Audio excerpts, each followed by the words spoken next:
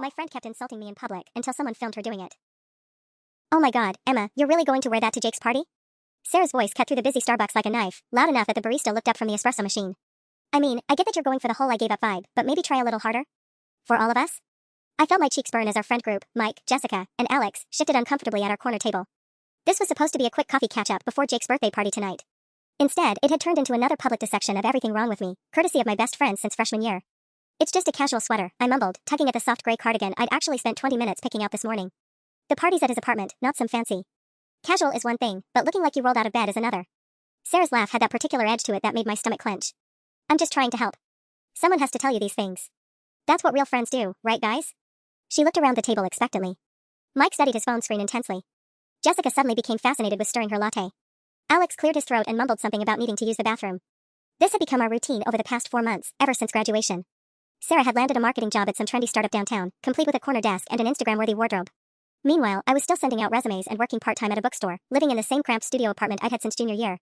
And speaking of helping, Sarah continued, her voice taking on that fake concerned tone I'd learned to dread, have you thought about maybe updating your dating profile?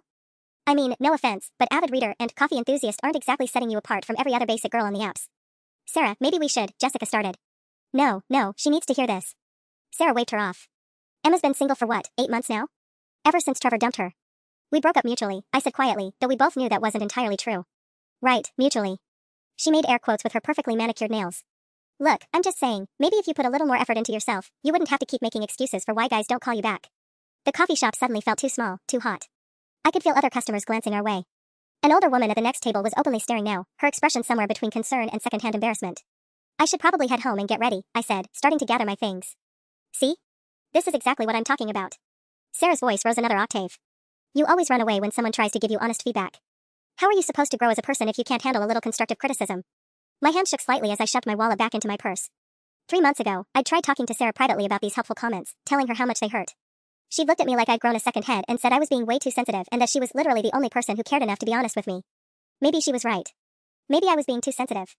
But as I stood up to leave, catching my reflection in the window, noting automatically all the flaws Sarah had trained me to see, I couldn't shake the feeling that something about this friendship had gone very, very wrong. I didn't go to Jake's party that night. Instead, I sat in my studio apartment eating leftover Chinese takeout and scrolling through Instagram, watching my friends post stories from the party I was supposedly too sensitive to attend.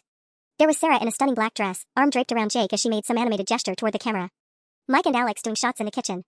Jessica posing with a group of people I didn't recognize, all of them looking effortlessly put together in that way I apparently never managed. My phone buzzed with a text from Jessica around 10:30 p.m. *K, are you okay? Sarah said you weren't feeling well?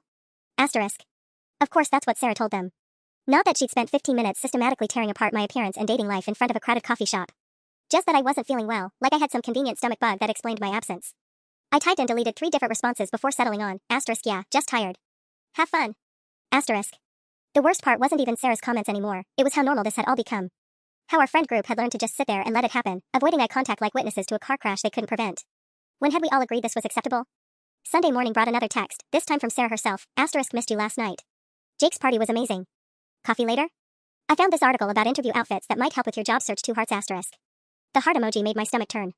This was Sarah's pattern, public humiliation followed by private helpfulness, as if her cruelty came wrapped in good intentions. She genuinely seemed to believe she was doing me a favor by pointing out my flaws, and somehow I'd been convinced to believe it too. I met her at our usual spot, a different coffee shop this time, a smaller place called Grind Coffee near campus. It was Tuesday afternoon, and I'd spent the weekend psyching myself up to have a real conversation about boundaries. I'd even written down talking points on my phone, when you comment on my appearance in public, it makes me feel. And I need our friendship to be more supportive. But the moment Sarah walked in, wearing a perfectly coordinated outfit that probably cost more than my monthly groceries, I felt that familiar shrinking sensation. Emma. Oh honey, you look exhausted, she said, sliding into the seat across from me. Are you sleeping okay? Because there are these amazing under-eye patches I use. They're a little pricey, but trust me, they're worth the investment. And just like that, we were off to the races again. 20 minutes in, she'd managed to critique my dead-end bookstore job. It's fine as a temporary thing, but you're never going to meet quality guys there. My apartment, that neighborhood is getting so sketchy, plus the rent you're paying for that tiny place is just sad, and my decision to order a muffin with my coffee. I'm just saying, maybe try the protein box instead? All those carbs aren't doing you any favors. The talking points on my phone remained untouched. Every time I opened my mouth to redirect the conversation, Sarah steamrolled right over me with another observation about how I could improve my life. I was trapped in this cycle, and the most terrifying part was that I was starting to believe I deserved it. The breaking point came 2 weeks later at Grind Coffee, on what should have been a perfectly ordinary Thursday afternoon. I'd actually been having a good day for once. The bookstore manager, Helen, had mentioned they might have a full-time position opening up in their events coordination department. It wasn't glamorous, but it was steady work doing something I actually enjoyed, and the pay bump would mean I could finally afford to get my car's air conditioning fixed before summer hit. I was genuinely excited to share the news with Sarah. Maybe this time, she'd just be happy for me. That's great, she said when I told her, and for exactly 3 seconds, I thought we'd turned a corner. I mean, it's not exactly a career, but baby steps, right? The familiar weight settled back onto my chest. It actually pays pretty well, and I get to work with authors for the reading series. Oh, Emma. Sarah's voice took on that patronizing tone that made me feel about 6 years old. You can't seriously think organizing book clubs is going to lead anywhere real. What about that marketing firm I sent you? Did you ever follow up with Rebecca's contact there? I did, actually. They said they'd keep my resume on file but. Which basically means they threw it away. She sighed dramatically, loud enough that the guy at the laptop 2 tables over looked up from his screen. This is exactly what I've been trying to tell you. You're settling for mediocre because you're scared to put yourself out there. It's like you've given up on having any real ambition. My coffee suddenly tasted bitter. I haven't given up. I'm just. And don't even get me started on this whole bookish librarian thing you've got going on, she continued, gesturing vaguely at my outfit. I was wearing dark jeans and a simple navy blouse, clothes I thought looked professional and put together this morning. I know you think it's quirky or whatever, but guys want women who take care of themselves. Who have some confidence. The coffee shop was busier than usual today. A line of college students waiting for their afternoon caffeine fix, a few people working on laptops, an older man reading a newspaper by the window. I could feel their proximity like a weight, knowing some of them could probably hear Sarah's loud declarations about my failures. You're 24, Emma. Most of our friends are starting real careers, getting engaged, figuring their lives out. And you're still. This. She waved her hand at me like I was a math problem she couldn't solve. Living in that sad little apartment, working retail, spending your Friday nights reorganizing your bookshelf like some kind of hermit. I like my bookshelf, I said weakly, hating how pathetic I sounded. That's the problem. You're content with small things when you should want more. Remember freshman year? You used to talk about maybe going to grad school, or traveling, or doing something meaningful with your English degree. Now you just exist. Each word hit like a physical blow. The worst part was that some of it felt true. I had been more ambitious once. But 4 months of constant criticism had worn me down to the point where just getting through the day felt like an accomplishment. I'm trying, I whispered. Are you though? Because from where I'm sitting, it looks like you're hiding from life and then wondering why nothing exciting happens to you. I mean, when's the last time you even tried to meet someone? And don't say dating apps because we both know you sabotage those conversations before they can go anywhere. I felt tears threatening and blinked hard. The last thing I needed was to cry in public and prove her point about me being too emotional. Neither of us noticed the woman at the corner table quietly holding up her phone. You know what your real problem is? Sarah's voice was getting louder, that familiar edge sharpening with each word. You're addicted to being the victim. It's easier than actually trying to improve yourself. I stared at my hands wrapped around my coffee cup, watching my knuckles go white. The woman with the phone was maybe 15 feet away, close enough that she'd definitely heard everything. She looked like she was in her 30s, wearing scrubs, probably a nurse grabbing coffee between shifts. She kept glancing up from her phone with this expression I couldn't quite read. I'm not, I started. Oh please. You do this thing where you get all quiet and sad, and then people feel sorry for you instead of calling you out on your choices. It worked in college when everyone was broke and directionless, but we're adults now, Emma. Real adults don't get participation trophies for just showing up. The line for coffee had gotten longer, and I noticed several people turning to look at our table. A college-aged girl with bright pink hair was straight up staring now, her mouth slightly open. The older man with a newspaper had folded it and was watching like we were some kind of performance. Sarah, maybe we should talk about this somewhere else. Why? Because you're embarrassed? She laughed, and it was sharp enough to cut glass. You should be embarrassed. You should be embarrassed that you're 24 years old and your biggest accomplishment this month is that your manager might consider you for a job shelving books and making small talk with lonely old ladies. The woman in scrubs had definitely stopped pretending to look at her phone. She was just watching now, and something in her expression reminded me of the way my mom used to look when she caught kids bullying my younger brother at the playground. Helen said the events coordinator position is really. Helen is being nice to you because she feels sorry for you. God, Emma, how do you not see that? The pity jobs, the friends who invite you places out of obligation, the guys who ghost you after one date, you're like this sad puppy that everyone feels obligated to pat on the head but nobody actually wants to take home. My vision blurred. I absolutely could not cry here, not in front of all these strangers, not when it would just prove every horrible thing Sarah was saying about me. But her words felt like acid, burning through whatever thin layer of self-worth I'd managed to build up over the past few weeks. You're supposed to be my best friend, I whispered. I am your best friend. That's why I'm the only one honest enough to tell you this stuff. Sarah leaned forward, her voice dropping to what she probably thought was a kinder tone, but still loud enough to carry. Everyone else just watches you make these pathetic choices and says nothing. They talk about you behind your back, about how you've gotten so boring, how you never contribute anything interesting to conversations anymore. But I actually care enough to help you fix it. The scrubs woman was definitely filming now. I could see the angle of her phone, the way she was trying to be subtle about it while keeping us in frame. Part of me wanted to warn Sarah, but a bigger part of me felt frozen, trapped between humiliation and this weird detached feeling, like I was watching this happen to someone else. What conversations? I asked, though I wasn't sure I wanted to know. Jessica mentioned last week that you've been bringing down the group mood lately. Mike said you seemed depressed all the time. Even Jake asked if you were okay because you've gotten so. She paused, clearly searching for the right word. Withdrawn. They're worried about you, but they don't know how to help because you shut down every time someone tries to give you advice. The words hit me like a slap. Our friends had been talking about me behind my back. Analyzing my mood and my withdrawn behavior like I was some kind of group project they needed to solve. They said that? My voice came out smaller than I intended. Not in a mean way, Sarah said quickly, though her tone suggested otherwise. They're just concerned. Like last weekend when we all went to that new rooftop bar downtown? You barely said anything the whole time. Jessica had to practically drag conversation out of you. I remembered that night. I'd spent 2 hours listening to everyone talk about their jobs, their relationships, their weekend plans, while Sarah periodically made little comments about my outfit being too conservative for a place like this, and how I should try to seem more fun if I wanted guys to approach me. By the end of the night, I'd felt so self-conscious that staying quiet seemed like the safest option. Maybe I was quiet because every time I opened my mouth, I what? Sarah's eyebrows shot up in that way that meant she was about to go into full defensive mode. I was trying to help you. You wore a cardigan to a trendy bar, Emma. A cardigan? I was doing damage control. The woman in scrubs had shifted slightly in her chair to get a better angle. A few other people had their phones out now too, pretending to scroll but obviously listening. This whole conversation was spiraling into a public spectacle, and I could feel that familiar panic rising in my chest. Look, I know this is hard to hear, Sarah continued, her voice taking on that fake gentle tone again. But someone needs to tell you that you're sabotaging yourself. Like with Trevor, you want to know the real reason he broke up with you? My stomach dropped. Sarah, don't. He told Mike that you'd gotten too comfortable. That you stopped trying to look nice when you went out, stopped being interesting to talk to.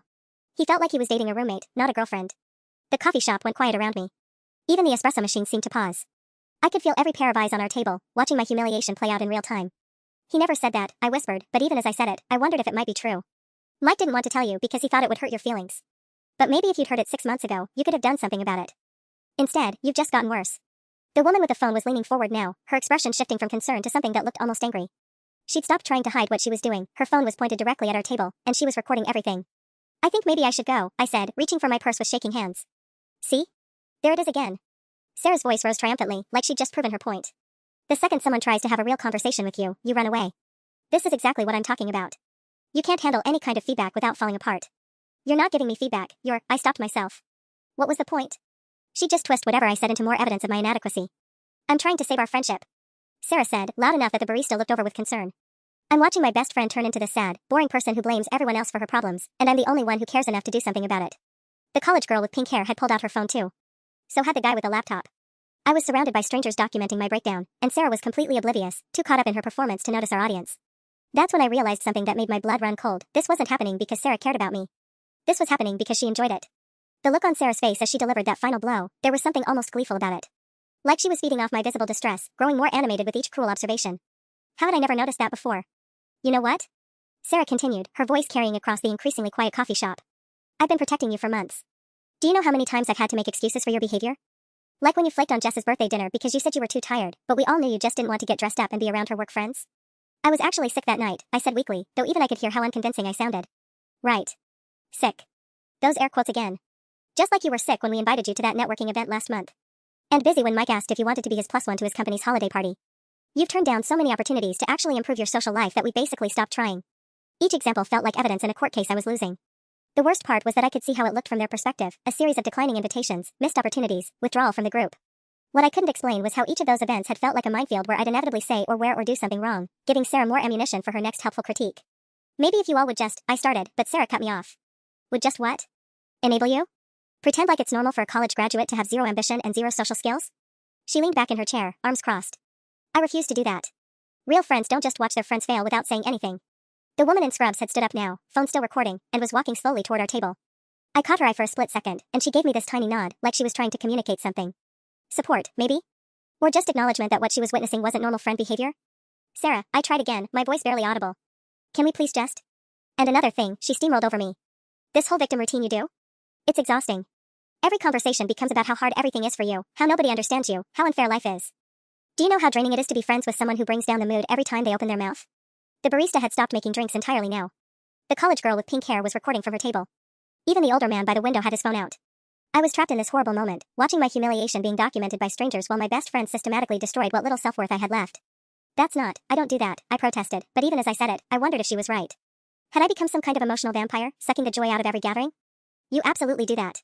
Last week when we were all talking about our summer plans, you immediately started complaining about how expensive everything is and how you can't afford to do anything fun. You turned Jessica's excitement about her promotion into a pity party about your job search. It's like you can't stand when other people are happy. The woman in scrubs was 3 tables away now, close enough that I could see the fierce expression on her face. She looked like she wanted to say something, but she kept recording instead, capturing every word of Sarah's verbal assault. That's when I understood what was happening. These strangers weren't just passively watching my breakdown, they were documenting it. And from their expressions, they weren't on Sarah's side. For the first time in months, I wondered if maybe, just maybe, I wasn't the problem here. But even that tiny spark of doubt was quickly smothered by Sarah's next words. And don't think I haven't noticed how you've been acting lately, she continued, her voice taking on this sinister edge I'd never heard before. Ever since I got promoted to senior associate last month, you've been even worse. Like you can't stand that I'm succeeding while you're still stuck in the same place. That's not true, I said, but my voice cracked. Was it true? Had I been resentful? I remembered the sick feeling in my stomach when she posted about her promotion on Instagram, that corner office with floor-to-ceiling windows, the caption about hard work paying off and grateful for this opportunity. I'd congratulated her in the comments, but had she somehow sensed my jealousy? It absolutely is true.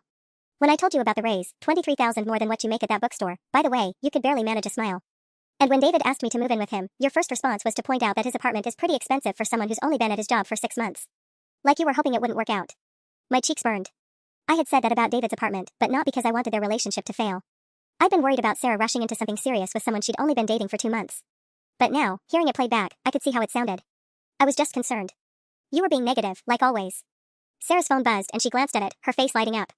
Oh, speak of the devil. David's asking if I want to grab dinner at that new Italian place downtown. You know, the one with the year-long waiting list? He knows the manager. She was deliberately twisting the knife now, and we both knew it. The Italian place, Marcello's, had been featured in Food and Wine last month. The kind of restaurant where entrees started at $45 and you needed connections just to get a reservation. The kind of place I couldn't afford even for a special occasion. That sounds nice, I managed. It really is. You should try it sometime. Oh wait, right. She made this exaggerated sympathetic face. Well, maybe when you get that bookstore promotion. If it actually happens. The woman in scrubs was one table away now, and I could see her phone screen from the corner of my eye. The red recording dot was still active. Behind her, at least 4 other people were filming, their phones all pointed at our table like we were some kind of performance. You know what the saddest part is? Sarah asked, typing a quick response to David without looking up. You used to be fun. Remember sophomore year when you convinced me to sneak into that graduate student party? Or junior year when you organized that road trip to Austin for spring break? You used to have ideas, Emma. You used to contribute something to the group besides complaints and awkward silences. She was right, and that made it so much worse. I had been different then, more confident, more willing to take risks. But somewhere along the way, that person had disappeared, replaced by this anxious, second-guessing version of myself who couldn't order coffee without wondering if I was doing it wrong. What happened to that girl? Sarah pressed, finally looking up from her phone. Because this version of you? The one sitting across from me right now? She's exhausting to be around. And I think deep down, you know that. I think that's why you keep pushing everyone away before they can reject you first. The recording dot on the nurse's phone seemed to pulse like a heartbeat. 4 months of gaslighting, 4 months of being told I was too sensitive, too dramatic, too much, and now strangers were watching it all unfold in real time. But for the first time, they weren't watching me fail. They were watching Sarah reveal exactly who she really was. The silence stretched for exactly 3 seconds before Sarah's phone buzzed again. She glanced down, and her whole demeanor shifted, the performative concern melting away to reveal something cold and calculating underneath. God, you're not even going to defend yourself, are you? She laughed, but it wasn't the fake sweet laugh she used in front of our friends. This was something sharper, more honest. You're just going to sit there looking pathetic and hope someone feels sorry for you. Classic Emma. The woman in scrubs had reached the table next to ours now, pretending to add sugar to her coffee while keeping her phone angled toward us. I could see her hand shaking slightly, whether from anger or adrenaline, I couldn't tell. I don't know what you want me to say, I whispered. I want you to show some backbone for once in your life. Sarah's voice rose again, causing a middle-aged businessman near the counter to turn around completely. I want you to stop acting like the world owes you something just because you're sad and broke and can't figure out how to be an adult. My vision blurred, but this time it wasn't just from tears. It was from something else, a clarity I hadn't felt in months.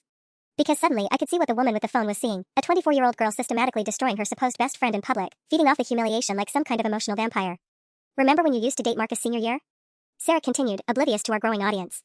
Even he said you were getting too needy toward the end. Too clingy.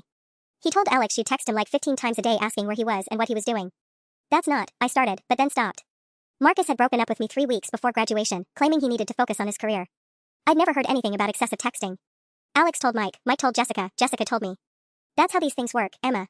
People talk. And what they're saying about you isn't good. The barista, a college-aged guy with sleeve tattoos, had given up all pretense of working. He was leaning against the espresso machine, arms crossed, watching Sarah with an expression of pure disgust. When he caught my eye, he shook his head slightly, like he was trying to tell me something. Actually, said a voice I didn't recognize, I think people might be talking about someone else entirely. We both turned. The woman in scrubs was standing beside our table now, phone still recording, her face flushed with what looked like barely controlled anger. Excuse me? Sarah's voice went up an octave, suddenly sweet again. We're having a private conversation. In a public space. Where everyone can hear you verbally abusing your friend. The woman, her name tag said Linda, RN, looked directly at me. Honey, are you okay? My mouth opened and closed like a fish. No one had ever interrupted one of Sarah's sessions before. No one had ever called it what it was. She's fine, Sarah said quickly, that fake smile plastered across her face. We're just having a heart-to-heart. Girl talk, you know? Girl talk doesn't usually involve telling someone they're pathetic and nobody wants to be around them. Linda's voice carried across the coffee shop like a bell. I'd been listening for 10 minutes, and that wasn't friendship. That was cruelty. Sarah's face went white, then red. You don't understand our dynamic. Emma and I have been friends for years. Sometimes friends need tough love. Tough love doesn't include telling someone their ex-boyfriend thinks they're clingy, or that their friends talk about them behind their back, or that they should be embarrassed of their job. Linda's phone was still recording, capturing Sarah's stammering response. That's not love at all. That's bullying. The word hung in the air like a bomb. Bullying. 4 months of constructive criticism and honest feedback suddenly had a name. The coffee shop had gone completely silent except for the hiss of the espresso machine. Every conversation had stopped, every laptop closed, every phone turned toward our table like we were the featured entertainment. Sarah's face cycled through emotions, shock, anger, embarrassment, before settling on indignant rage. "Excuse me, but you have no right to," she started, but Linda cut her off. "I have every right to call out what I'm seeing."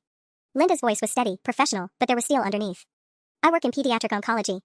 I know what real problems look like. And I know what bullying looks like too." Sarah stood up so fast her chair scraped against the floor. "This is completely inappropriate. You don't know anything about our friendship or what Emma needs to hear." "What she needs to hear?" The barista, his name tag said Tyler, spoke up from behind the counter. "Lady, I've been working here for 2 years, and I've never seen anything like that. You've been going at her for 20 minutes straight." More phones appeared around the coffee shop. The college girl with pink hair had moved to a closer table. The businessman by the counter was recording from 2 different angles. Even the older man by the window had his device out, shaking his head in disgust. "Emma's my best friend," Sarah said, her voice getting higher and more defensive. "I'm the only one who cares enough to tell her the truth about how pathetic she is? About how her friends talk behind her back? About how her ex-boyfriend thought she was needy?" Linda took a step closer to Sarah, and despite being maybe 5'4", she suddenly seemed to tower over her. "That's not friendship. That's psychological abuse." The words hit me like a physical blow. Psychological abuse. Not tough love or honesty or helping me grow. Abuse. "You're completely out of line," Sarah snapped, but I could see panic creeping into her expression as she noticed the phones, the staring faces, the barista who looked like he wanted to throw her out personally. "No, you're out of line," said the college girl with pink hair, standing up from her table. "I've been sitting here for 30 minutes doing homework, and I heard everything. You told her she was embarrassing, that her friends don't want her around, that her job is pathetic, that guys ghost her because she's boring. Who talks to their best friend like that? Right?" Tyler called out from behind the counter. "I don't even talk to my worst enemy like that." Sarah spun around, taking in the circle of hostile faces surrounding our table. "You people don't understand. Emma has problems with self-improvement and—" "The only problem I see," Linda interrupted, "is someone who gets off on tearing down another person in public." She looked directly at me, her expression softening. "Sweetheart, how long has this been going on?" My throat felt like sandpaper. It's not usually this." But I couldn't finish the lie. "It was usually exactly this bad. Sometimes worse. Since graduation," I whispered. "About 4 months." 4 months of this?" The businessman stepped forward, his phone still recording. "Jesus Christ, no wonder you look shell-shocked." Sarah's mask was slipping completely now.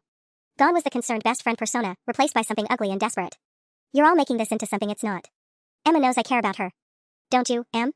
Tell them this is just how we talk." Every eye in the coffee shop turned to me. Linda's phone was still recording. Tyler had come out from behind the counter, arms crossed like a bouncer ready to intervene.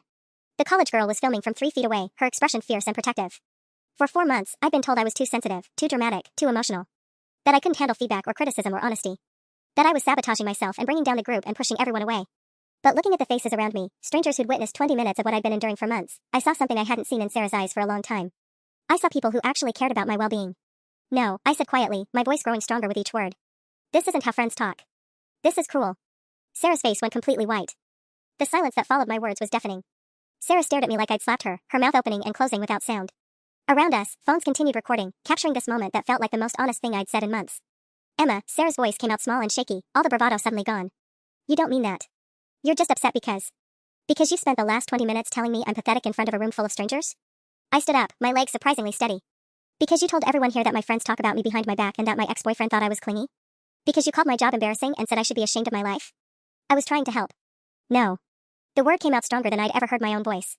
"You were trying to hurt me. And you've been doing it for months." Linda stepped closer, her phone still recording but her attention focused entirely on me. "Do you have somewhere safe to go? Someone else you can call?" The question caught me off guard. Somewhere safe, like Sarah was actually dangerous instead of just cruel. But looking at her face now, twisted with a rage I'd never seen before, I realized maybe Linda wasn't wrong to ask. "My sister lives about 20 minutes away," I said quietly. "I could call her." "You don't need to call anyone," Sarah snapped, her mask slipping completely. "This is ridiculous. These people don't know you, Emma. They don't know how you can be, how you twist things around to make yourself the victim." "Lady, we've been watching for 30 minutes, the college girl said, her phone still trained on Sarah. "Nobody's twisting anything. You've been verbally destroying her since the moment you sat down. She's manipulating you." Sarah's voice rose to almost a shriek. "This is what she does. She gets all quiet and sad until people feel sorry for her, and then she uses that to avoid taking responsibility for her problems." Tyler the barista stepped forward, his expression thunderous. "Ma'am, I'm going to have to ask you to leave." "Leave? Are you kidding me?" Sarah whirled around to face him. "I'm a customer here. I haven't done anything wrong except try to have an honest conversation with my friend." "You've been screaming at her for half an hour," the businessman said, still filming. "Everyone in here heard you tell her she should be embarrassed to exist." "I never said that." "You said she should be embarrassed that her biggest accomplishment this month was maybe getting a promotion at a bookstore," Linda said calmly, consulting her phone screen. "You said her friends invite her places out of obligation. You said she's like a sad puppy that nobody actually wants to take home." The fact that Linda had been recording long enough to quote Sarah's exact words seemed to hit Sarah like a physical blow. She looked around the coffee shop, at the phones, at the hostile faces, at the barista who was clearly about to call security, and something in her expression shifted from anger to pure panic. "Those videos better not end up online," she said, pointing a shaking finger at Linda. "I'm serious. I'll sue you for recording me without permission." "Actually," Tyler said with a grim smile, "Washington is a one-party consent state. And technically, you gave consent when you decided to have this conversation loud enough for the entire coffee shop to hear." The college girl with pink hair laughed, but there was no humor in it. "Besides, good luck explaining to a judge why you don't want people to see how you treat your best friend."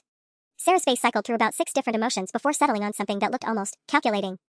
Like she was trying to figure out how to spin this, how to regain control of a narrative that had completely escaped her. That look terrified me more than her anger had. "Emma," she said, her voice suddenly soft and concerned, like she was talking to a child having a tantrum. "Let's go somewhere private and talk about this. These people don't understand our friendship." But I was done being managed. "No," I said. "I'm going to call my sister and go home." I pulled out my phone to call Kate, my hands still shaking slightly from adrenaline.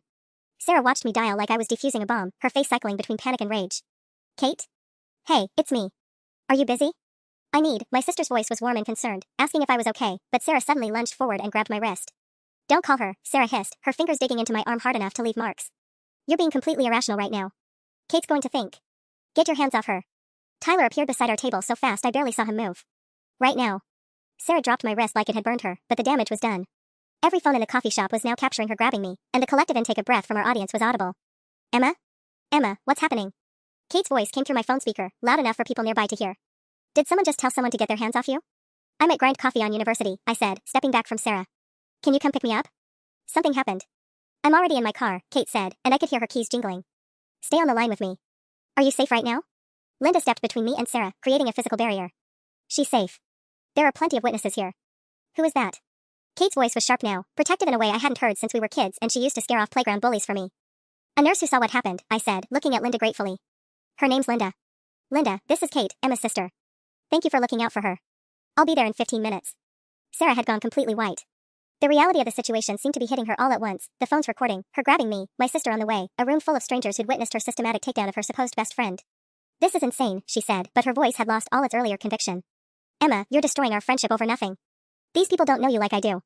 "Actually, I think they know you pretty well now," the college girl said, still filming. "And what they know isn't great." "Shut up," Sarah snapped at her. "This has nothing to do with you." "It has everything to do with all of us," the businessman said, lowering his phone slightly. "We just watched you emotionally abuse someone for 30 minutes. You think we're supposed to just pretend that didn't happen?" Tyler crossed his arms. "Ma'am, you need to leave. Now. I'm not going anywhere without Emma." Sarah's voice was getting higher, more desperate. "She's not thinking clearly. She gets like this when she's overwhelmed, she makes impulsive decisions and then regrets them later." "The only thing I regret," I said quietly, "is not seeing this sooner." Sarah's face crumpled for just a moment before hardening again. "You're going to regret this, Emma.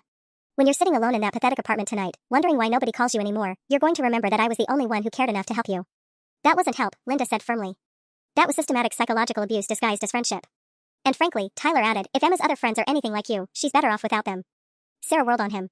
"You don't know anything about her. You don't know how she sabotages herself, how she pushes people away, how she what?" Kate's voice cut through the coffee shop like a knife. I turned to see my sister standing in the doorway, her nurse practitioner scrubs wrinkled from a 12-hour shift, her dark hair pulled back in a messy bun, and her expression absolutely murderous. "How she makes people want to protect her from bullies like you." Kate strode across the room, and Sarah actually took a step backward. "Because that's what I'm seeing here." The moment Kate entered the coffee shop, the entire energy shifted. My sister has this presence, maybe it comes from managing a pediatric ICU, or maybe it's just genetics, but when she's angry, really angry, you can feel it radiating off her like heat. "Which one of you is Sarah?" Kate asked, her voice deadly calm as she surveyed the room full of people holding phones. Sarah stepped forward, and I watched her try to resurrect that fake sweet persona she used with authority figures. "Hi, you must be Emma's sister. I'm Sarah, her best friend. I think there's been a misunderstanding." "The misunderstanding," Kate interrupted, "is thinking that screaming at my sister in public makes you her friend." She looked around at the phone still recording. "How long has this been going on?" "About 30 minutes, Linda said, stepping forward. "I'm Linda Chen, pediatric nurse at Harborview. I started recording when it became clear what was happening." Kate's expression softened slightly when she looked at Linda. "Thank you for intervening." Then her gaze swung back to Sarah, and the temperature dropped 10 degrees. 30 minutes of what, exactly?" "She called Emma pathetic," the college girl said, still filming. "Said her friends talk about her behind her back, that guys ghost her because she's boring, that she should be embarrassed of her job. She said Emma was like a sad puppy nobody wants to take home," Tyler added from behind the counter. I watched Sarah's face cycle through panic as these strangers recounted her words. Without her ability to gaslight me into thinking I was overreacting, her cruelty sounded even worse coming from other people's mouths. "Those are taken completely out of context," Sarah said quickly. "Emma struggles with self-esteem, and sometimes she needs honest feedback." "Honest feedback doesn't include grabbing someone's wrist when they try to call for help," the businessman said, consulting his phone screen. "I got that part on video too." Kate went very, very still. She grabbed you? I pulled up my sleeve, revealing the red mark Sarah's fingers had left. They were already starting to darken into bruises. When I called you. She didn't want me to. I didn't get to finish the sentence because Kate was suddenly in Sarah's face, close enough that Sarah stumbled backward into a chair. You put your hands on my sister? Kate's voice was quiet, but there was something in it that made the hair on my arm stand up. After spending 30 minutes telling her she's worthless, you physically tried to stop her from calling for help. It wasn't like that. Sarah's voice cracked. She was being dramatic, and I just. Just what? Just thought you had the right to control whether she could make a phone call? Kate pulled out her own phone. Tyler, was it? Do you have security cameras in here? Yes, ma'am, Tyler said, his expression grim. And they definitely caught her grabbing Emma. Sarah went white. You can't seriously be thinking about involving the police over a misunderstanding between friends. Friends don't leave bruises, Linda said quietly, and everyone in the coffee shop turned to look at my wrist again. In the harsh overhead lighting, the fingerprint-shaped marks were impossible to ignore. Kate was already dialing. I'd like to report an assault at Grind Coffee on University Avenue, she said when someone answered. The perpetrator is still on scene. Kate, no, I whispered, panic flooding my chest. This is going too far. Too far? Kate lowered her phone slightly. Emma, look around this room. Look at these people's faces. They're strangers, and they're horrified by what they witnessed. How is holding her accountable going too far? The police arrived faster than I expected, 2 officers who looked like they'd rather be anywhere else than mediating what probably seemed like a college drama situation. Officer Martinez, a tired-looking woman in her 40s, took one look at the room full of people holding phones and sighed audibly. So who called this in? She asked, pulling out a notepad. I did, Kate said, stepping forward. My sister was assaulted by her friend here. She pointed at Sarah, who had somehow managed to shrink into herself despite being 5'7". It wasn't assault, Sarah said quickly, her voice pitched higher than I'd ever heard it. We're friends. It was just a misunderstanding. Officer Rodriguez, younger and more alert than his partner, was already scanning the crowd of witnesses. Ma'am, we're going to need to hear from everyone involved. But first, he looked at me. Are you injured? I held up my wrist, the bruises now dark purple against my pale skin. Several people in the coffee shop pulled up their phones, showing the officers their recordings. We all saw her grab the victim, Tyler said from behind the counter. Right after she spent half an hour verbally abusing her. Verbally abusing? Officer Martinez raised an eyebrow. That's a serious accusation. Linda stepped forward with her phone. Officer, I recorded most of their conversation. The verbal harassment went on for approximately 28 minutes before the physical contact occurred. Sarah's face went completely white. You can't show them that. I have a job, I work in marketing downtown. If this gets out, it could ruin my career. Maybe you should have thought of that before you grabbed someone, the college girl said, still filming everything. Officer Rodriguez was examining my wrist now, his expression growing more serious. These are definitely finger marks. How hard did she grab you? Hard enough to stop me from making a phone call, I said quietly, surprised by how steady my voice sounded. She was being irrational. Sarah burst out. She was about to make this huge scene with her sister, and I was trying to help her calm down. By physically restraining her? Officer Martinez asked, her pen poised over her notepad. The businessman stepped forward, consulting his phone screen. Officer, I have video of the exact moment. She lunged across the table and grabbed the victim's wrist while saying, quote, don't call her. You're being completely irrational right now. Kate's face was murderous. She tried to prevent my sister from asking for help. After 30 minutes of psychological abuse. Psychological abuse is a strong term, Officer Rodriguez said carefully. Do you have evidence of that? Linda held up her phone. 28 minutes of recorded evidence. As the officers began taking statements and reviewing the video evidence, I noticed Sarah pulling out her own phone, typing frantically.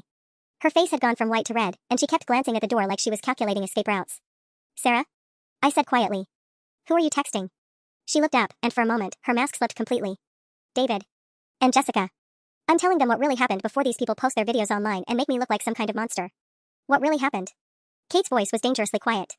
You mean the part where you told Emma she should be embarrassed to exist? Or the part where you grabbed her to stop her from calling for help?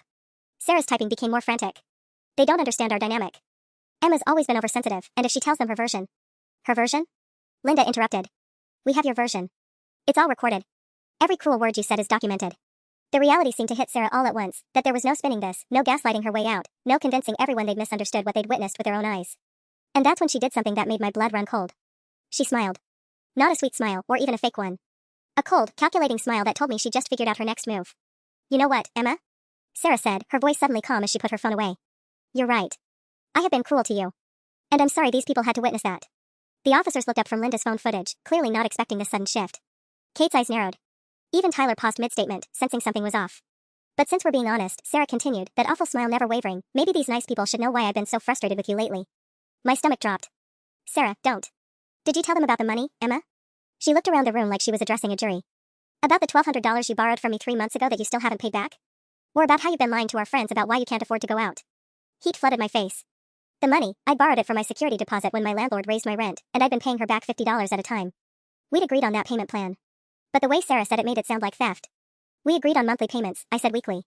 Monthly payments that stopped 6 weeks ago, Sarah shot back. And instead of being honest about it, you've been making up excuses about being sick or tired whenever we make plans that cost money. Officer Martinez looked between us, her expression shifting. Ma'am, is this a civil dispute about money? No, Kate said firmly. This is someone trying to justify assault by changing the subject.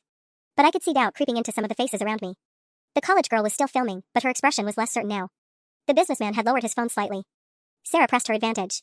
Emma's been struggling financially and emotionally since graduation. I've been trying to help her, maybe too aggressively, but it's because I've been watching her spiral for months. The drinking, the mood swings, the constant victim mentality. I don't have mood swings, I protested, but even as I said it, I realized how defensive I sounded. Last week you cried at Starbucks because they were out of your usual syrup, Sarah said gently, like she was concerned for my mental health. Jessica and Mike were there. They were worried about you. Had that happened? I vaguely remembered being upset at Starbucks, but I thought it was because Sarah had spent the entire time critiquing my outfit. But now I couldn't remember clearly, and the uncertainty must have shown on my face. And the drinking, Sarah continued, her voice full of fake concern. Emma, you had 4 glasses of wine at Jessica's birthday dinner. In 2 hours. Everyone noticed. That was a celebration, but I was floundering now, second-guessing every memory. Officer Rodriguez looked at Kate. Ma'am, are you aware of any substance abuse issues?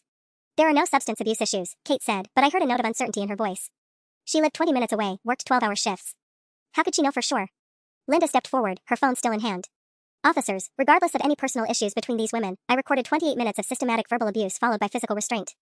That doesn't become legal because someone owes money. But Sarah's strategy was working. I could see it in the shifting expressions around the room, the way people were starting to look at me with pity instead of outrage.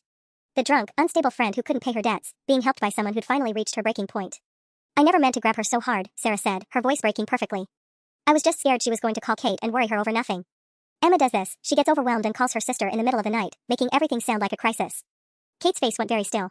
Because that part was true, I had called her crying a few times recently, usually after particularly brutal sessions with Sarah. But without context, it probably did seem like I was unstable. The point is, Sarah said, looking directly at Officer Martinez, I'm willing to pay for anger management classes. Clearly, I need to learn better ways to help Emma with her problems. She was rewriting the entire narrative in real time, and I was watching it work. But then Linda stepped forward, holding her phone at eye level, and everything changed. Officer Martinez, she said, her voice cutting through Sarah's performance. Would you like to hear exactly what helping with problems sounds like? She pressed play, and Sarah's voice filled the coffee shop with crystal clarity. Asterisk, you're like this sad puppy that everyone feels obligated to pat on the head but nobody actually wants to take home. Asterisk. The room went dead silent. Linda scrolled forward. Asterisk, Trevor told Mike that you've gotten too comfortable, that you stopped trying to look nice, stopped being interesting to talk to. He felt like he was dating a roommate, not a girlfriend. Asterisk. Sarah's face drained of color as her own words played back, stripped of all the fake concern and manipulative framing. Another clip. Asterisk, you should be embarrassed that you're 24 years old and your biggest accomplishment this month is that your manager might consider you for a job shelving books. Asterisk. Officer Rodriguez's expression hardened. Ma'am, what part of that was helping? And here, Linda continued, scrolling to another timestamp, is where she tells Emma that their mutual friends Jessica and Mike think Emma is depressing and withdrawn. Notice how she claims to be protecting Emma by sharing these alleged conversations. Asterisk, they talk about you behind your back, about how you've gotten so boring, how you never contribute anything interesting to conversations anymore. Asterisk. Tyler stepped forward from behind the counter. Officers, I've worked retail for 6 years. I know what gaslighting looks like, and this is textbook. Watch how she systematically isolates her victim by claiming everyone else thinks the same things. The college girl with pink hair was nodding vigorously. She's trying to make Emma think she's crazy and unreliable so no one will believe her. It's literally the narcissist's playbook. Sarah's carefully constructed narrative was crumbling in real time. Those clips are taken out of context. Context? Linda scrolled to the beginning of her recording. The context is 28 minutes of systematic psychological torture. Would you like me to play the whole thing? Officer Martinez held up her hand. That won't be necessary. I've heard enough. She turned to Sarah. Ma'am, you're under arrest for assault in the 4th degree. Wait, what? Sarah's voice cracked. Over a little grab between friends? The grab was assault. Everything else was just evidence of your character, Officer Rodriguez said, pulling out his handcuffs. You have the right to remain silent. As they read Sarah her rights, she looked around the coffee shop desperately. Emma, tell them. Tell them I was just trying to help you. For 4 months, I've been programmed to minimize, to apologize, to take responsibility for Sarah's behavior. The old Emma would have stepped forward, would have asked the officers to let it go, would have somehow found a way to make this my fault. Instead, I looked at my sister, at Linda, at Tyler, at all these strangers who'd seen what I couldn't see for myself. No, I said quietly. You were hurting me. And now everyone knows it. As the officers led Sarah away, she was still talking, still trying to control the narrative. This will be all over social media by tonight. Emma, when you see what this does to our friend group, when Jessica and Mike see these videos. But her threat sounded hollow now, desperate. Linda waited until the police car pulled away before turning to me. Honey, those videos are going online. But not because we want to hurt you, because we want to make sure she can't do this to anyone else. Tyler nodded. People need to see what emotional abuse actually looks like. How normal it can seem until someone calls it out. My phone buzzed with a text from Jessica. Asterisk M, what happened? Sarah's posting some weird stuff about police and misunderstandings? Asterisk. For the first time in months, I had proof. Not just my word against Sarah's, but 28 minutes of documented cruelty that no amount of gaslighting could explain away. I typed back, asterisk long story. I'll send you a video. Asterisk. The truth was finally louder than her lies.